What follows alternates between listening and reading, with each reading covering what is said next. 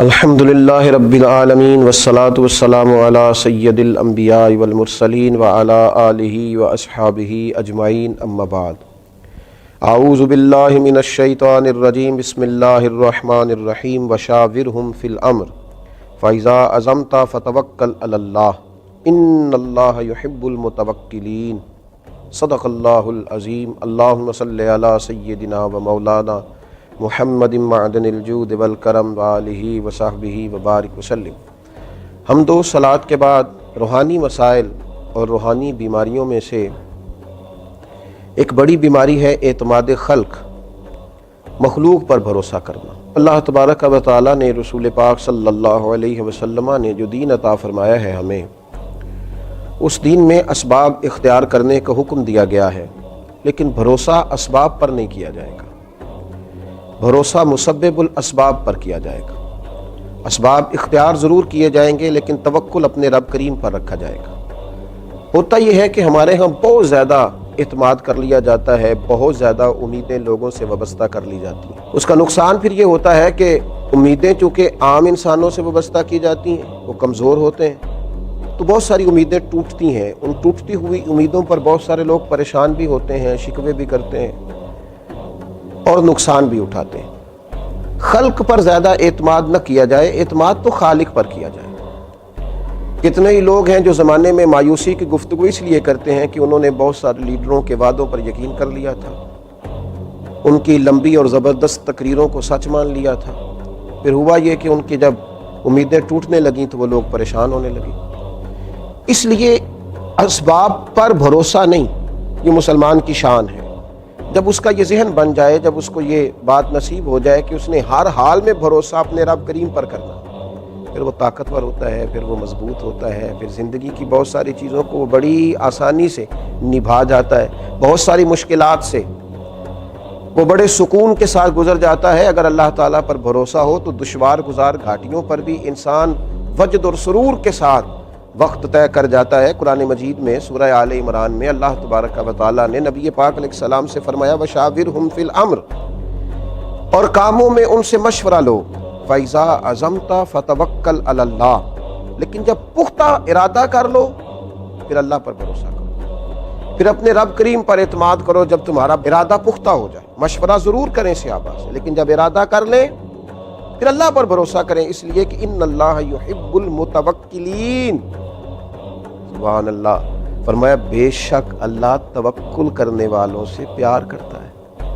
یہ اللہ پر بھروسہ کرنے والے اللہ کے پیارے ہیں، اللہ ان سے محبت کرتا ہے۔ اللہ تبارک و تعالی ان لوگوں کو چاہتا ہے جو اللہ پر بھروسہ کرتے ہیں، جنہوں نے اپنی ساری چاہتوں کا کیا خوبصورت مثال ہے سیدنا ابراہیم خلیل اللہ کی، آگ میں پھینکا جا رہا ہے، اتنے بڑے مجمع میں دور دور تک اپنا دوست کوئی دکھائی نہیں دے رہا، کوئی نہیں ہے اپنائیت کا اظہار کرنے والا، ہمدردی کا اظہار کرنے والا، منجنیق میں ڈالا جا رہا ہے، میلوں پھیلی ہوئی آگ میں پھینکا جائے گا، فرشتہ حاضر ہوا ہے، عرض کرتا ہے میری ہوا پہ ذمہ داری ہے، اگر آپ حکم کریں تو ہوا نہ چلا دوں، اڑا نہ دوں اس آگ کو، فرمائیے۔ حضرت ابراہیم فرمانے لگے میری تجھ سے کوئی حاجت نہیں۔ پھر بارش کے فرشتہ عرض گزار ہے حضور اگر اجازت ہو تو ایسا می برساؤں کہ یہ ساری آگ ٹھنڈی ہو جائے۔ فرمایا تجھ سے کوئی حاجت نہیں ہے۔ واتخذ اللہ ابراہیم خلیلا، میری تو اس سے حاجت ہے جس نے مجھے خلیل بنایا ہے، میرا بھروسہ تو اپنے رب کریم پر ہے۔ اعتماد خلق چھوڑ دیا، اب آرزوؤں کا مسکن، محبتوں کا منبع، دعاؤں کی جگہ، ہر چیز اپنے رب کو مان لیا ہے۔ اب وہ جس حال میں رکھے گا اسی حال میں رہنا ہے،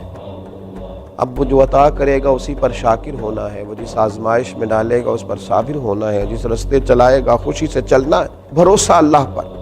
اعتماد اپنے رب پر، اپنے مالک کریم کی ذات پر،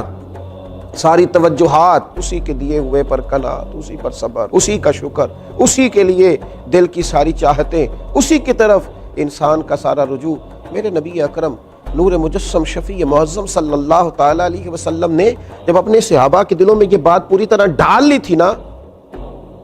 کہ تم نے اللہ پہ بھروسہ کرنا، اعتماد خلق نہیں اعتماد خالق کرنا ہے، تو تو اس کا لازمی نتیجہ یہ نکلا تھا کہ وہ 313 تلواریں لے کر نعرے لگاتے ہوئے بدر کی طرف بڑھ گئے تھے۔ دوسری طرف بھروسہ تھا تلواروں پر، نیزوں پر، برچھیوں پر، تعداد پر، یہاں بھروسہ تھا اللہ رسول پر۔ نتیجہ کیا نکلا؟ جن کا رب رسول پر بھروسہ تھا انہیں فتح نصیب ہو گئی، اور جو دنیا کے ظاہری اسباب پر بھروسہ کیے ہوئے تھے وہ خائب و خاسر ہو کر لوٹ گئے۔ اسباب سارے اختیار کیے جائیں گے، کوشش تمام اسباب کی جائے گی، لیکن سارے اختیار حاصل کر کے وہ جو میرے رسول پاک صلی اللہ تعالی علیہ وسلم نے صحابی سے کہا تھا نا کہ اونٹ کو پہلے باندھ لے، لیکن باندھنے کے بعد بھی بھروسہ اللہ پہ کرنا، یہ خیال رکھنا کہ اسے چور سے، ڈاکو سے، ہر چیز سے اس کی حفاظت اللہ تعالیٰ کرے، اسباب اختیار کریں، محنت کریں، جد و جہد کریں، لیکن لوگوں سے امیدیں رکھنی چھوڑ دیں۔ ہر وقت دوسروں پر یہ شکوہ کرنا کہ تو میرے حقوق ادا کر، تو میرا خیال کر، تو میری بات سن، تو میرے اوپر توجہ دے، تو میری باتوں میں دلچسپی کا اظہار لے، اسے چھوڑ دیں۔ اپنی توجہات کا مرکز رب رسول کو بنائیں، اللہ تبارک و تعالیٰ کی ذات والا صفات کے ساتھ دل لگائیں۔ میرے نبی اکرم صلی اللہ تعالیٰ علیہ وسلم نے فرمایا جو شخص اللہ پر بھروسہ کرتا ہے اور اسی کا ہو کے رہتا ہے، بھروسہ کرتا ہے اور رب ہی کا ہو کے رہتا ہے، فرمایا رب تعالیٰ اس کے ہر کام میں کفایت کرتا ہے اور اسے وہاں سے رزق دیتا ہے جہاں سے اس کا گمان بھی نہیں ہوتا۔ اور حضور فرماتے ہیں جو دنیا پر توکل کرے اور اسی کا ہو کے رہ جائے پھر اللہ بھی اسے دنیا کے حوالے کر دیتا ہے، وہ دنیا ہی کا اسے کر دیتا ہے اللہ تعالیٰ، وہ دنیا ہی کا ہو جاتا ہے۔ جب اس نے اعتماد ہی مخلوق پہ کیا ہے، جب اس نے اعتماد ہی خلق پر کیا ہے، جب اس نے سارا کچھ بنا ہی لوگوں کو لیا ہے، جب اس نے اپنے تعلقات کو سب کچھ سمجھا ہے، تو پھر اللہ تعالیٰ اسے دنیا کے سپرد کر دیتا ہے، اپنی ساری دعاؤں کو، اپنی ساری التجاؤں کو، اپنی ساری محبتوں کو، اپنی ساری دلچسپیوں کو، اپنے الفتوں کے سارے رنگوں کو اللہ رسول کی طرف موڑ دیں، اسی طرف اپنا سارا رخ کر لیں۔ جب کوئی رب کریم کا ہو جاتا ہے تو اللہ تبارک و تعالیٰ کبھی اپنے بندوں کو مایوس نہیں کرتا، وہ کبھی اپنے بندوں کو تنہا نہیں چھوڑتا، وہ کبھی اپنے بندوں کو دنیا کے سپرد نہیں کرتا، وہ کبھی اپنے بندوں کو رسوا نہیں کرتا، وہ کبھی اپنے بندوں کو کسی معاملے میں تنہا نہیں کرتا۔ اللہ سے جب کوئی بندہ دل لگا لیتا ہے تو پھر قرآن مجید کے ان لفظوں کو نہ بھولیے گا کہ اللہ تبارک و تعالیٰ نے کس محبت سے فرمایا کہ ان اللہ یحب المتوکلین، جو اللہ پہ بھروسہ کریں اللہ تو ان سے محبت کرتا ہے، اللہ تو ان سے پیار کرتا ہے۔ اللہ تبارک و تعالیٰ ہمارے دلوں میں صرف اپنی ہی محبت پیدا فرمائے، اپنی بارگاہ کا بھروسہ نصیب کرے۔ آخر دعوانا الحمدللہ۔